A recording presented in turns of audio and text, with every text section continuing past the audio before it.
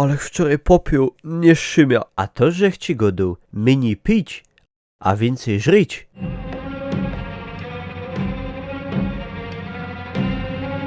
Chłopcy, mi coś nie pasi w tej izbie. Dobra, Beboku, Pieroński, wylazuj.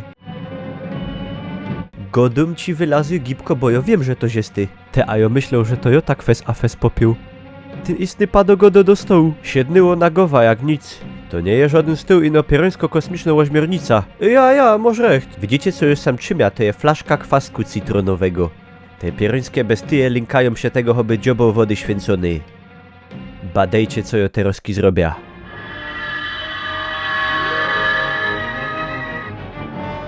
W życiu już się nie napija gorzoły. Ani Johopie.